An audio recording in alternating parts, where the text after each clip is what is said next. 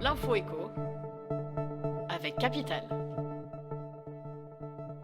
Le chiffre du jour, 0,6%, c'est le niveau de revalorisation dont bénéficieront les retraités détenteurs d'une complémentaire de l'Agirc-Arrco en novembre. Pour arriver à ce résultat, les partenaires sociaux qui gèrent ce régime se sont basés sur les règles déterminées par l'accord Agirc-Arrco du 30 octobre 2015. Le principe est simple.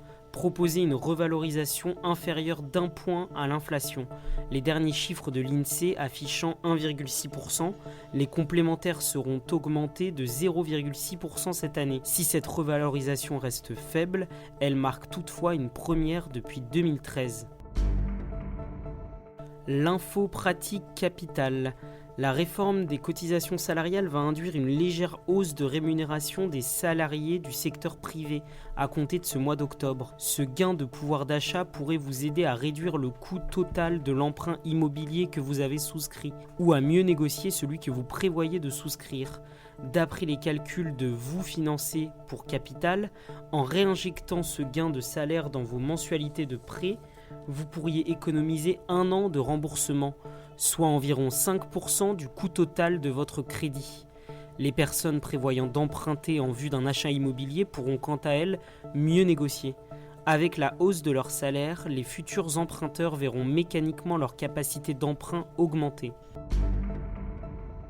Nouveau coup de gueule concernant Linky. Un ancien salarié d'un prestataire d'Enedis chargé de la pose des compteurs vient de livrer un témoignage accablant sur les conditions d'installation de Linky. Selon lui, la grande majorité des installateurs recrutés ne disposent pas de formation d'électricien. Certains sont maçons, informaticiens ou même étudiants. Pire encore, Enedis ne les forme qu'à la théorie et non à la pratique. Il révèle par ailleurs qu'un système de primes existait dans son entreprise pour récompenser ceux qui posaient le plus de compteurs en une journée. Résultat, certains n'hésitaient pas à rogner sur la qualité de la pose pour passer au Linky suivant.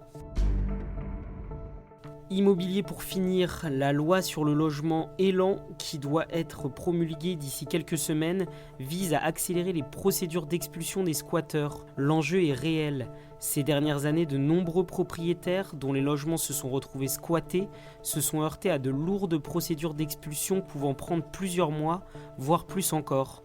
Pour simplifier les procédures, les parlementaires ont décidé de faire sauter 2 verrous. À l'avenir, dès lors que le juge du tribunal d'instance constatera l'effraction, l'expulsion sera automatique. Mieux encore, les personnes occupant illégalement un logement ne seront plus protégées par la trêve hivernale. De quoi fluidifier les expulsions. C'était l'info écho avec Capital.